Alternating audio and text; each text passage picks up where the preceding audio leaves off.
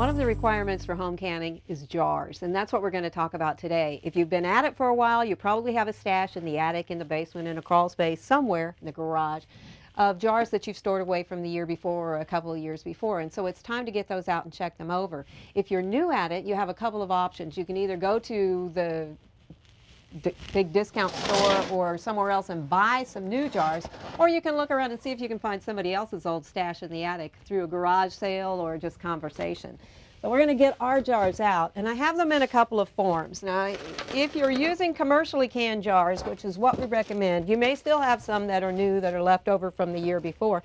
They come in all different sizes. Commercially canned jars are the best type to use for home canning. If you're planning to enter in the fair, they're essential.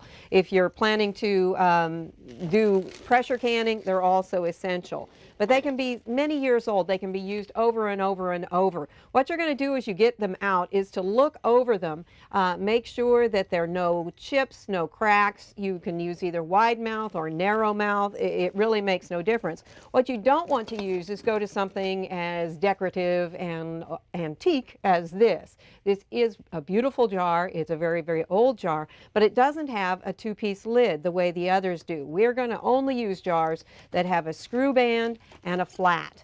And if your jars are not that type, then you need to go back to the garage sale or to the discount store and see what you can find. Again, beautiful jars, good place to store buttons or macaroni, but not for home canned food. The other kinds of things that you're going to look for, remember you can use many different sizes because there are so many out there. These work great for very small amounts for jams, jellies, either one of these. These also can be used if you are an individual person or you're canning something that you don't need very much of at one time. Your goal is to put about as much in the jar as you would use at a meal or for a recipe preparation, so that if you only need this much carrots, for instance, because you live alone, that's all you need at one meal. This is a good size to use for carrots. As I said, you don't want to use jars that are prepared for commercial canning for a couple of reasons. One is that this surface lip on a commercial peanut butter jar or a mayonnaise jar is not as wide, and so that you're going to get more sealing failures as a result. Jars will seal fairly often, but not always, and it's a fairly expensive process, so you don't want to lose them.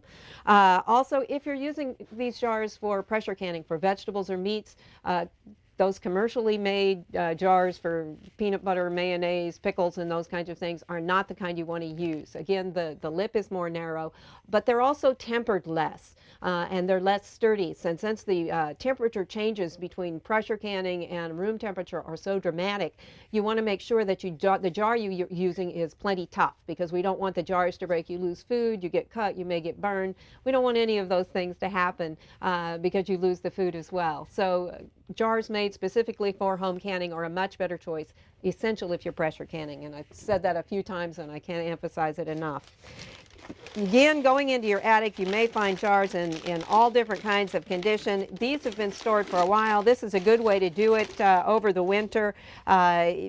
For long-term storage, or if you're going to transport the jars, wrap them all individually. Most of us don't go to that much effort. We just stick them in a box. Hopefully they don't get jiggled around too much and get broken. The other thing that you're going to need when you're home canning that you can't reuse, you can reuse the jars and reuse the rings, but you can't reuse the flats. You need to look at the flats that you get each year, because this rubber sealing compound, and I can show you what that looks like, because on the new jars they often come here right on the jar. What we're talking about is this red stuff. It's sometimes other colors as well, but that deteriorates over time, and so you want to get new flats each year and every use. These are one-use items. You can't reuse them. Read the jar each time, because that's not actually rubber, it's just a chemical compound. So you need to look at the box of flats, and it will tell you somewhere exactly how you're supposed to treat them, whether you're supposed to put hot water over them, whether you're supposed to put them in hot water and bring them up to 180 degrees, or pour boiling water over them. It changes with the chemicals that they use in that flat, and so each time you get a new box, you need to double check that. Also, it's a good idea to write a date on these when you buy them. I picked these up this morning, so before long I'm going to get the Sharpie out and write 2009 on here, so I know that I bought these now and I need to use them up this season. Don't go try and buy a whole bunch up at the end of the season or even at the beginning of the season if you're not sure how many you're going to need, because you're going to end up being able to use them to seal the jar of buttons again as opposed to the jar of home canned food. These are some things you should look for. Make sure your jars are clean before you start. You can do that in the dishwasher, and unless it's something like jam or jellies that's going to be processed for 10 minutes or less. Those are the only things where the jars need to be sterilized.